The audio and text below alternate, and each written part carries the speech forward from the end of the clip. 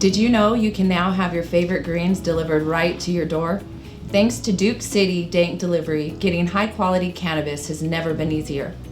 No more trips to the dispensary. Just sit back, relax, and let Duke City Dank Delivery bring the good times to you swiftly and discreetly.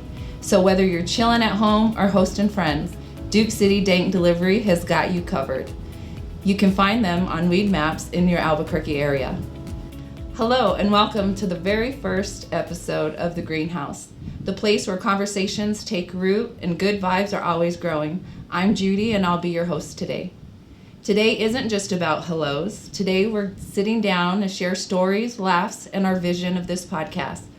So let's light up this session with some introductions.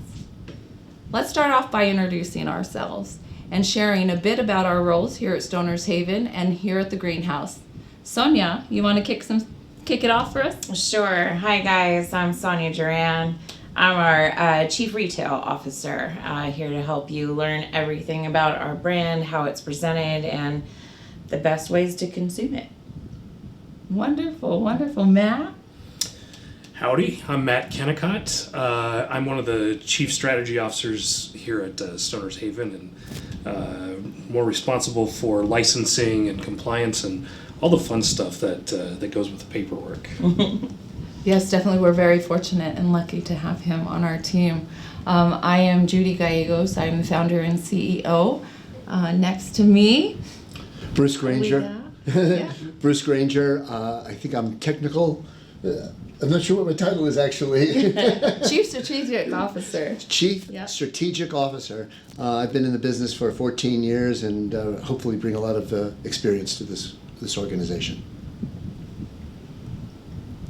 Okay, I'm Cindy. Everybody's looking at me. The Chief Financial Officer. Of course, I'm going to be doing accounting, but do plan to get my hands on some plants to play with. But anyway, I am glad to be a part of Stoner's Haven. Awesome. So, Judy, you had asked about our roles here at the Greenhouse, but I think listeners might want to know what inspired us to create this podcast in the first place, and what can they really expect from us in the future episodes? So the Greenhouse podcast is really an extension of Stoner's Haven. It's really our first product line that we're launching. And the inspiration for the podcast was really just education, bringing our team together, showing, the public who we are, what we bring to the industry, as I talked about before, education, those stigmas, stereotypes that we definitely want to break down, Right. and really have those hard to have conversations, whether it's on the business side of it or just person to person. Awesome. So this podcast was created to foster hard to have conversations, be your go-to bud tender, dive into cannabis history, discuss wellness, and provide engaging content. Now that we know a little bit about us, let's talk about how we all got started into the industry and what experiences we've had so far. Cindy, you want to start us off?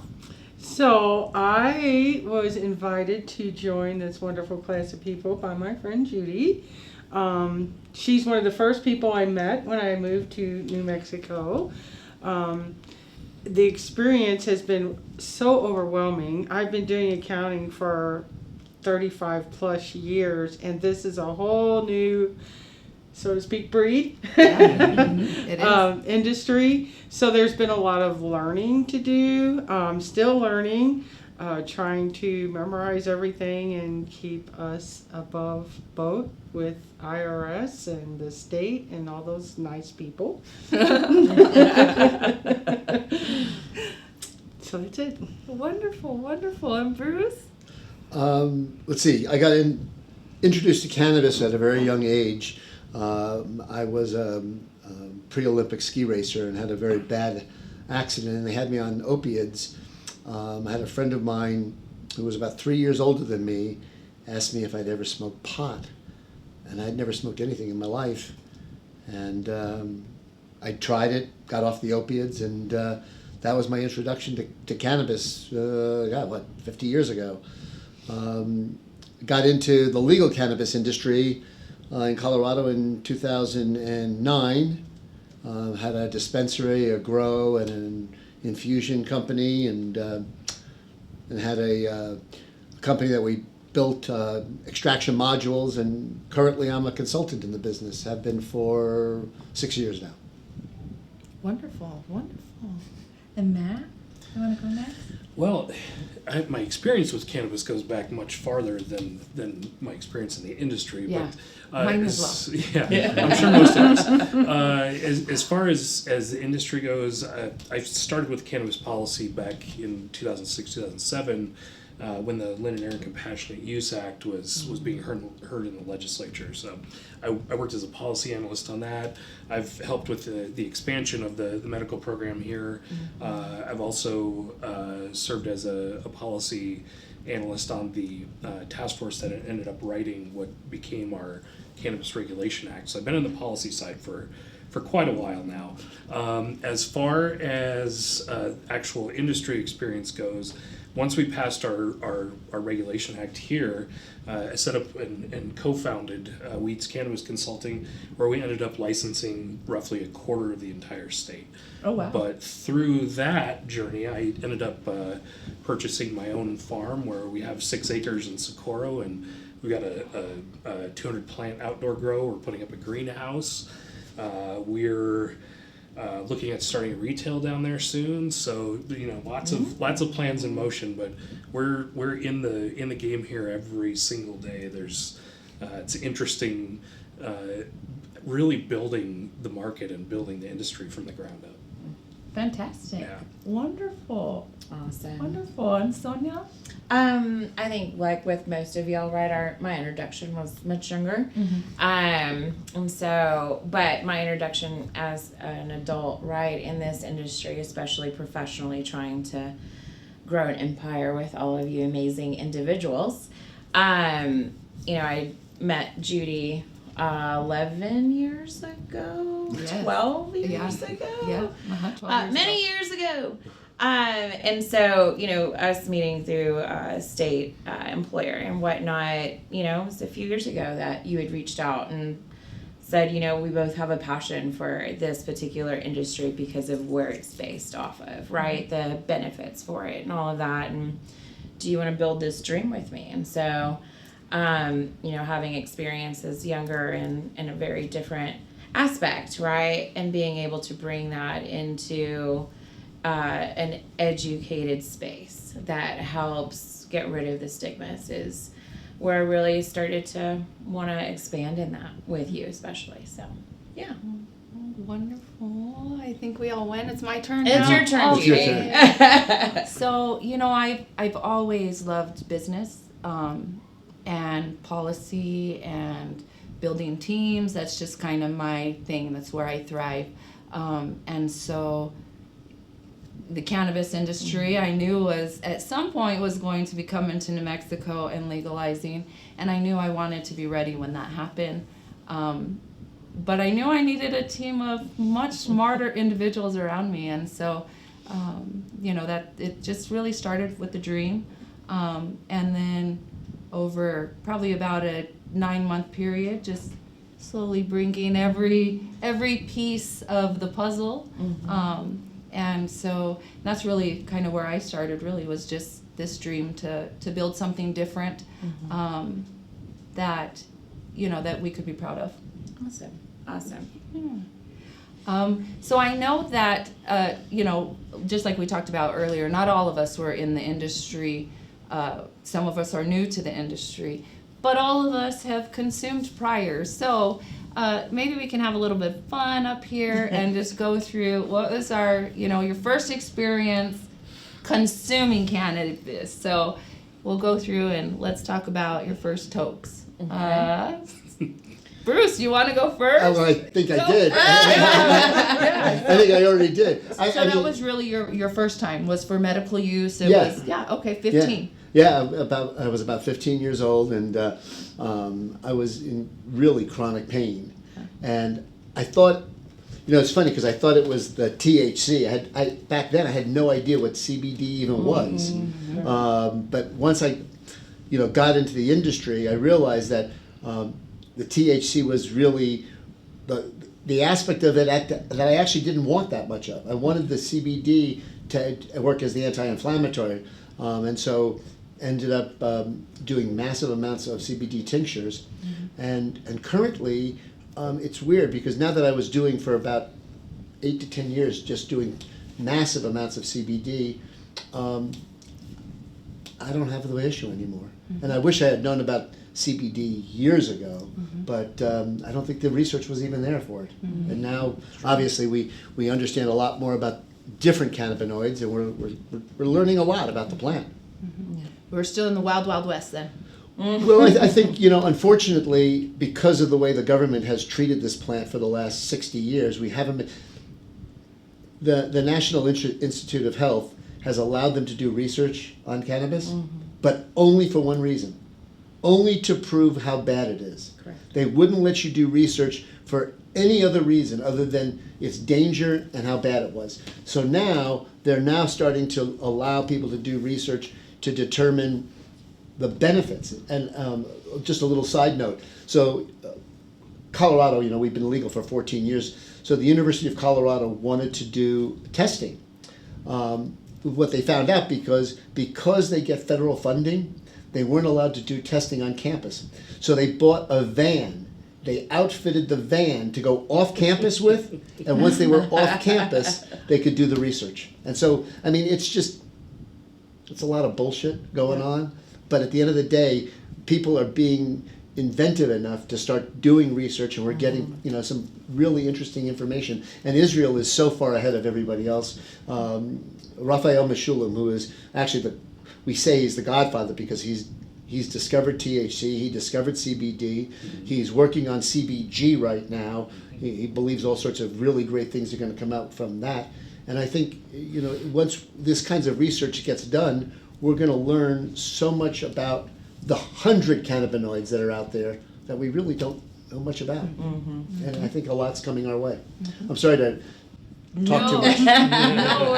No worries. We love it. He's full of education. So or just full of it. Anytime we can pull some of that out, we love to do that. Cindy, you want to tell us about your first toke? I'm kind of with Sonia. It was at a very, very young age. Peer pressure.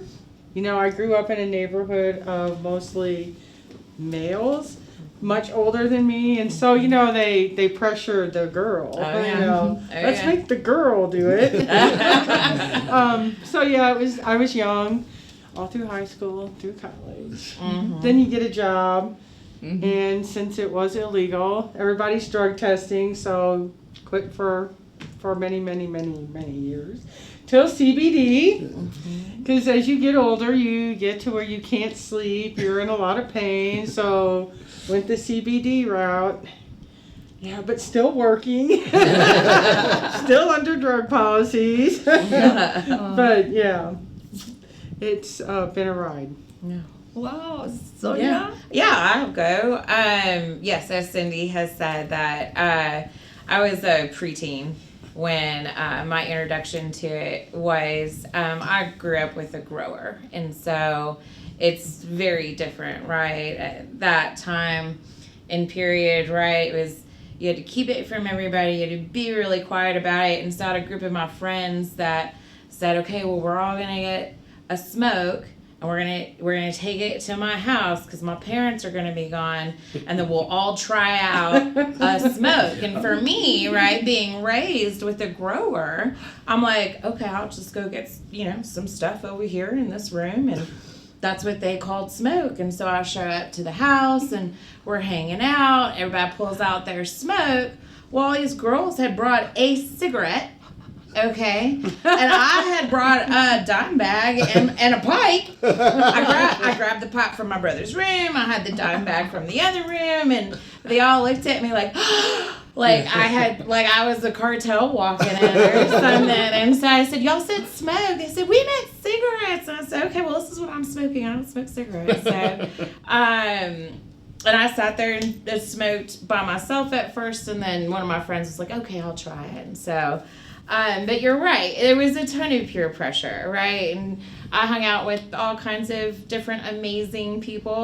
We were always the weird crowd, right? Eccentric, whatever you want to call it. And so they were always like, yeah, give it to the girl first. And I was always like, you don't have to, I'll bring my own. I got my own, I know where it comes from, man. I prefer to smoke quality, I don't know what you're bringing. So Dad grew it, I know it's good. I know it's good. I know where it comes from. And so, going from that to now, right, I have friends that ask, would you move to this state or that state? And if it was not legalized in that state, I cannot imagine moving to it. I cannot imagine my freedoms just being taken from me that way, from being able to grow my own plants to being out with a friend in a different part of the state and just running into a dispensary and grabbing a vape or some edibles or whatnot. So it's very different now, but yeah, that was my first experience. That's pretty cool. It's wild. And you? I don't remember the very first experience, but you meant back in the past, not first toke of the day, right? Well, That was about 5:30 this morning. Yeah, just about. No, it's what's funny is when I was in high school, I had some friends who had parents with a glass pool house. yes. Attached to their house. So a lot of Fridays after school or just lazy weekends or whenever, we'd go in the pool house and hotbox the big pool house and just have a great time in there. So it was, You hotboxed the whole building? hotboxed the entire pool house. It was, I don't know, it was probably Sounds like a good 600 or 800 square feet. We smoked a lot of weed there. So it was, That's pretty it's a lot of fun, awesome. but it informed my future sessions, and now we host regular sessions down at the farm now, and Nice. we're having fun with it. So That's wonderful. Yeah. That sounds like a good time. That's Yeah, what I was thinking. I was like, we need to do that later. I wish I was there for your first time. So my first time, it was actually, I had went on a little weekend getaway. I was 12 with my brother's girlfriend who was, she was already of age. And she smoked, and we were getting ready for bed, and she had rolled herself a little joint with a zigzag. She was so good doing that. And so she smoked, and she handed it to me, and I was like, okay. And so I did, and I remember right after I just kind of laid there in bed and looked at the ceiling, and that was my very first experience. I was Nice. like, Oh, so you didn't get to sit around and just laugh. no, I was just kind of like. Now my second time, it was very much so. It was with friends, and they had older brothers and sisters who smoked, and so they had. They knew We which got movies some- to put on, yeah, we got which some from snacks to them. bring out. Yeah, and then it was very much so like Yeah. your experience. But my first one was I was kind of laying there like, do I feel anything? Do I not? Yep, I do feel something. I think I do. So that was my very first experience. Yeah, I believe I was 12. Yeah. Really quick, guys, before we're getting close to ending, but before we do, can we go through and just kind of, I'd like to just ask, and so our viewers know, what made you all decide to join Stoners Haven and get involved? What is it about Stoners Haven that's going to be different? Bruce, you want to start us off? Sure. Why I got involved with Stoners Haven? You. Well, thank you. You. Absolutely.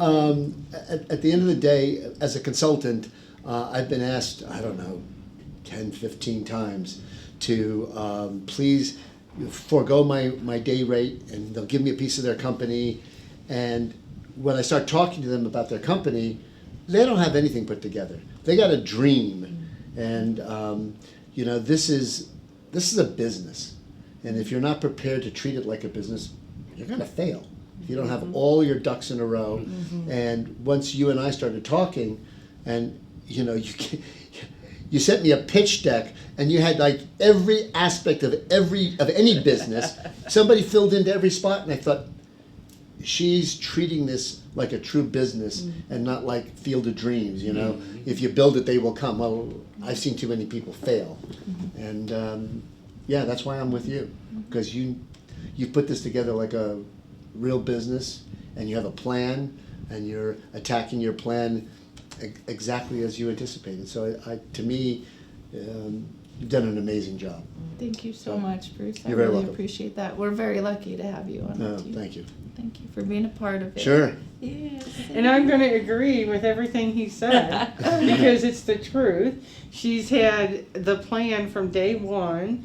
It's all laid out so well with all the professional people I believe we need to make this successful. And I think we'll all be great friends Yeah. in the end. We have some really good vibes. Yes. Yeah, we're a well gelled team for sure. Very good team. Yeah, very diversified, I feel like. I'll never forget, I remember the phone call that I got from you a couple years ago.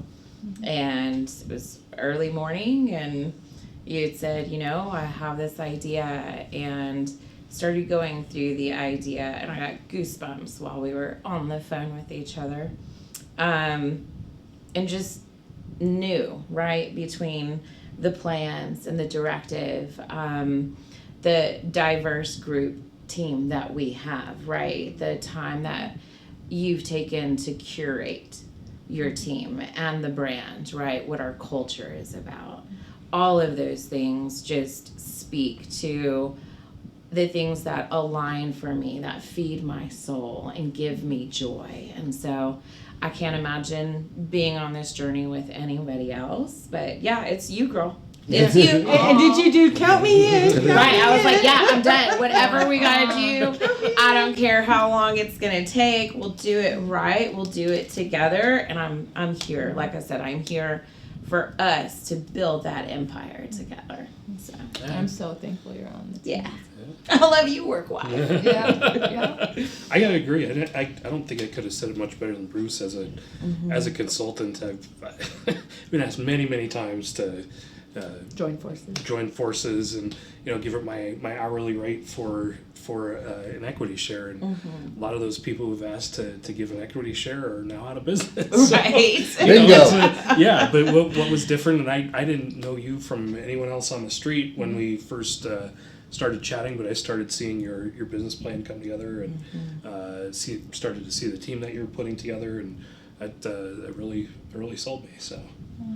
Thank you, Matt. So here we are. No, I think we thank you. Yeah, We thank you for We putting us all totally. together and to bring us all together and really create a vision and a scope that I think is truly attainable. Obviously, nothing happens in the time frame you want, but as long as we keep persevering, I think we will really be successful. I agree. Absolutely. I agree. Well, Thank and I am really blessed to have these individuals as well as several others. We have a large team of individuals that come together that are coming together to bring this, to make this happen. And so I'm very fortunate. So thank you all. I appreciate all of you. And I could definitely not do it without you. So this is the last one for today. So I'm just going to ask some questions. We'll have some Q&A. First thing, what do you guys hope that our listeners take from our episodes from this podcast? That we're just like they are. Yeah. We are just like them. I think that's super important, right? You see companies develop and you see them grow. And I think for us, for these podcasts, we want them to be able to put that we are your everyday humans that care about health and happiness, and we want to be able to share that with a very quality product. And so being able to connect, right, our individual personalities and amazing beards and better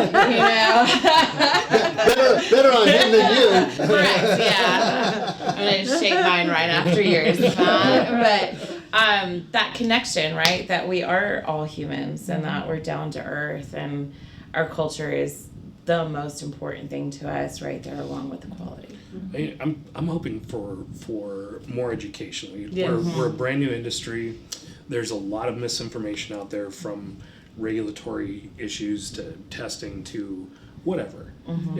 Just lots of misinformation. So part of what I like to do wherever I go, and I hope to see from the podcast, and hope the listeners see it too, or see it, is more education and information that's accurate. CBG. Right. Mm-hmm. So, I mean, Matt, I completely agree with you. I think the amount of misinformation that's out there is astonishing. I think that, unfortunately, most bud tenders who are out there are misinformed.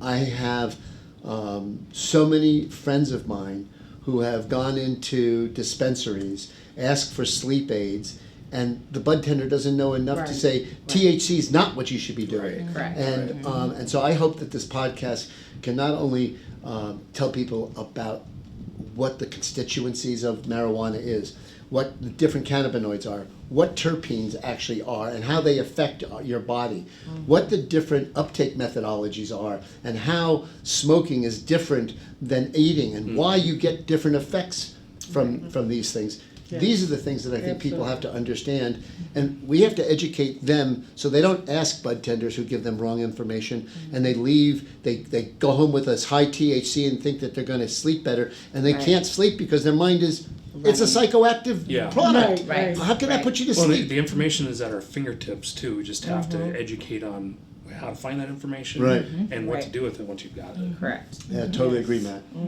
Totally agree. So hopefully this podcast will educate, have fun, inform, and bring joy to people. Yeah. That's what I hope for. Wonderful. Any last parting thoughts? Any? Just looking forward to things continue to roll. The Yeah. market changes every single day. and Every day. we face new challenges every day, and since we're out on the road every day, we see it too. So it's neat to see that, and then being able to wrap it into something new that's being built. Yeah. Yep.